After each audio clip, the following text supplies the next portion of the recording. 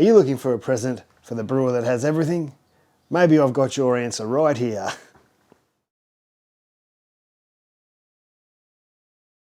G'day.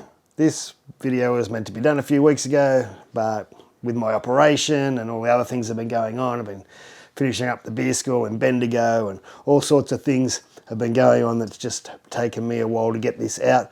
Hopefully, if you're watching this video today or tomorrow, you'll still have time to order some of these things express post, or some of them you can probably get at your local supermarket.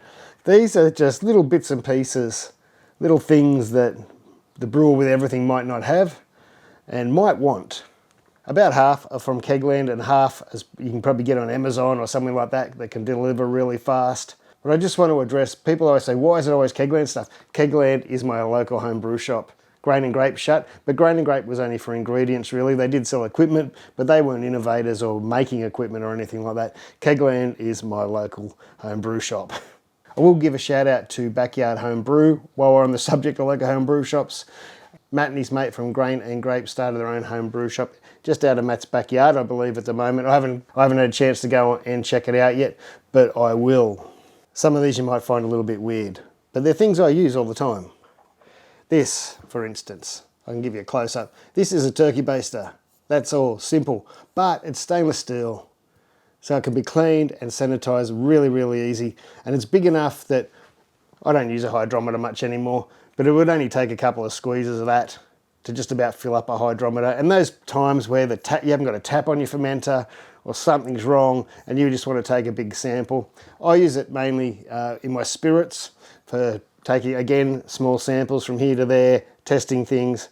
It's just handy to have around. It doesn't get used all the time, but I like the idea. You can get cheap plastic ones. This didn't cost much. I think I got this from Amazon. It's stainless steel, easy to clean, and it's just handy for samples.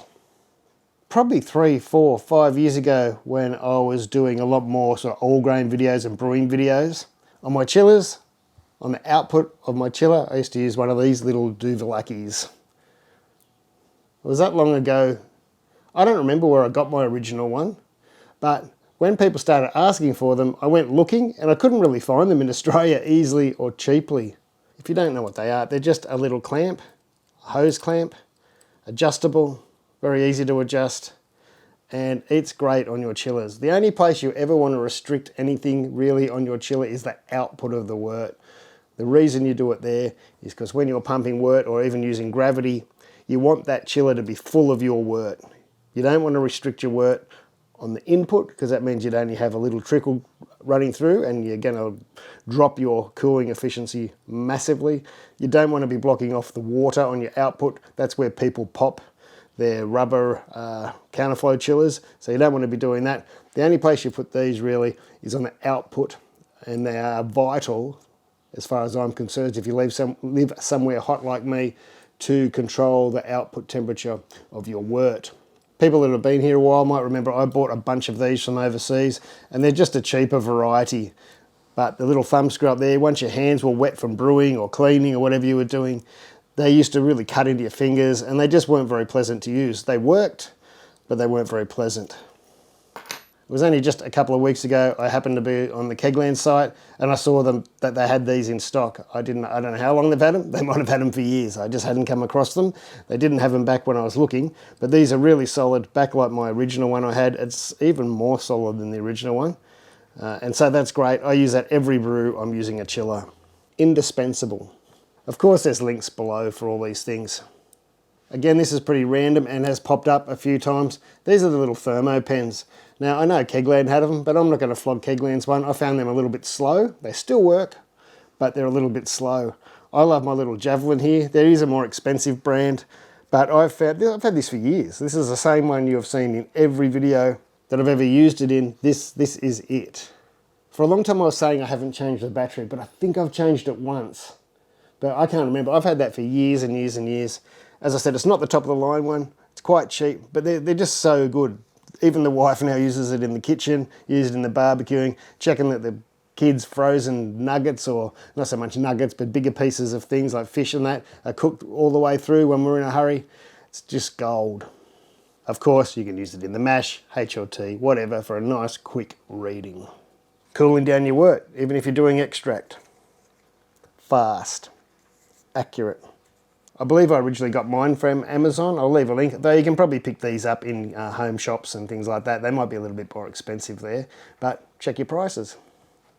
Now this next one's a little bit, it won't be for everybody, but for me, it's great. I'm a tinkerer. If you're a tinkerer in the brewery and you like sort of building things in your own systems or upgrading things, updating things, and having a little bit of variety, these are some new, I think they're new again from Kegland. I found them on the site the other day when I don't often have a chance to look around, and I was looking around the other day. And what they are, they're a bunch of interchangeable parts that go onto these little half-inch nut things. I think they call them quick swivels. Yeah, quick swivels. Now, it doesn't look like much. But again, when you're working in the brewery and you're doing things, it's really handy that not to have to grab a spanner all the time. And especially when there's parts that you might want to swap around. Now, the first and main reason I bought these quick swivel devices is this part. And that's a little silicone sleeve that simply sits inside there.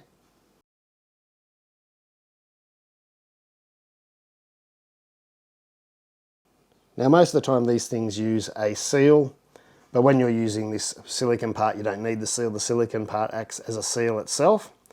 And so you can put your thermocouples or your probe even from your temp controller or from, I believe, your Bluetooth controller will fit in there as well. I think that's what it's for. I think they originally probably designed these for the distillation tower things that they've got out now. And so you can put this at the top or anywhere you wanted to and have your thermometer in there and keep track of it. But I bought it because I had one of the systems here, the Cheeky Peak, and they had a more expensive sort of stainless nut thing with a little bit of silicone in there, but it used to leak all the time with cold water. So you'd fill it up, and even though it was a slow drip, it was a slow drip. No one wants drips and leaks. Once it heated up, it stopped dripping, but you know, sometimes you fill up the night before and you don't want it dripping. So I thought this was just a nice, cheap, but it's still great quality. It's full stainless inside. Plus it's got the, I believe that's a silicone outer bit, so you don't have to use a spanner or anything. And that fits the thermocouple or the probe perfectly. It's actually a little bit tight on the one from Cheeky Peak because it's a thicker probe, but a little bit of lubricant and I've got it on there and it works fine. It works perfectly. So that's where this will be going, and that's what I bought them for. But then I saw the other parts you can get and I thought, that's pretty handy. There's end caps. If you decide you don't need this or you're doing something else, you can just throw an end cap in and block the end off.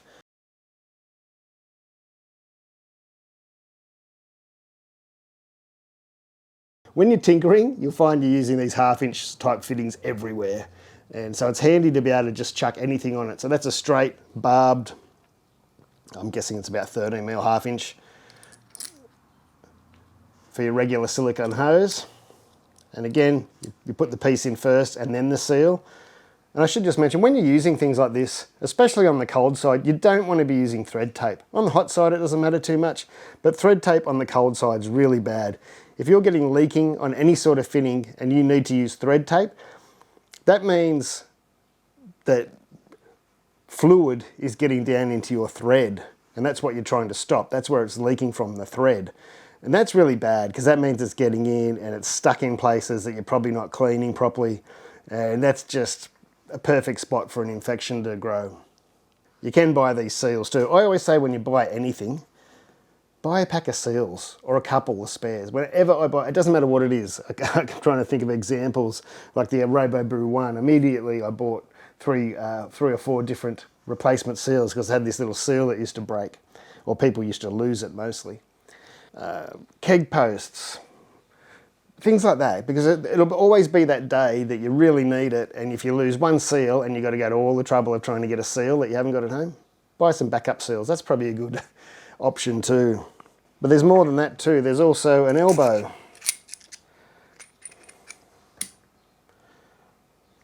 Which of course could be turned anyway. Locks on the same. And they also have this 1.5 inch triclover fitting. I didn't really need this part, but again, this would be great for something like a chiller. I've really found 1/2 inch tri-clamp fittings on my chiller really handy. And so you can put that on there and you can have a little, that's a female 1/2 inch thread in there. And so you can put a, you know, a screw in, a barbed fitting or something like that and run that off into your fermenter or your cooling water or your input or whatever. And again, if things are hot, you have a silicone part to hold so you're not burning your fingers. As I said, these things won't be for everybody, but if you're a tinkerer and you like swapping parts around and trying different things, these are great. I don't know if these things are a Kegland invention or not, but they're available on the Kegland website. That's where I found them. All right, this next one is the 1 litre rechargeable power sprayer. I looked at these originally and went, do I really need one? I probably don't, right? You mightn't need one either, but they work really well. I've had mine for a couple of months now, I believe, and it's still working. I can't tell you the longevity of the things, but it works. And I can easily shoot that wall behind me, but I don't use it for that. I'm using it for cleaning under ports on my conicals and things like that. You can buy a nozzle for it. It's a nozzle, I can show you how you put it on. You just screw it on. Be careful because these are some sort of plastic. It's tough plastic, but then you've got to screw on a stainless piece to do it. So just be careful. You don't want to cross the threads. And you can flush lines and things with it. Look, I don't know if that'd be suitable or powerful enough to do my long beer lines inside, but if you're cleaning little lines in the brewery or something, it's fine for that. But as I said, I mainly use it just as another sanitizer bottle. And because it's powered, when I am down and getting into places that are a little bit awkward, it's easier than my old school. I know that's a bit lazy, but it's another toy for a brewer that has everything, that's for sure. All right, this one here. This is just a no-brainer. If you're still using these things, you're insane. You're absolutely insane. You're even more insane if you're trying to fill these things up from another gas bottle and tipping the gas bottle upside down to fill these. Insanity. Just buy another gas bottle. I've got this on my 6 kilo at the moment. You just connect it straight to your gas bottle.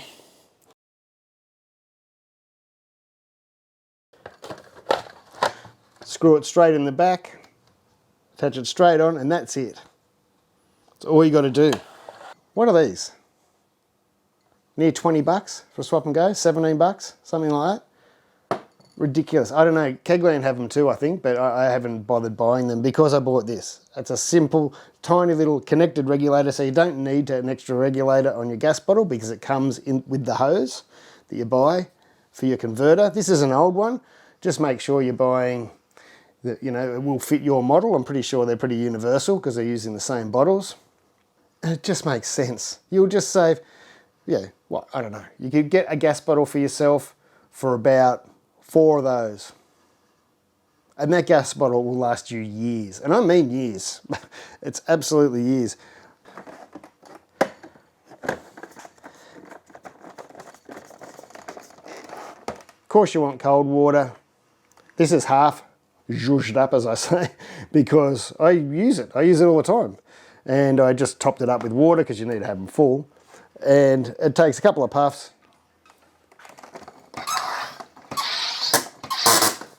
And you're done. There's your bottle of carbonated water.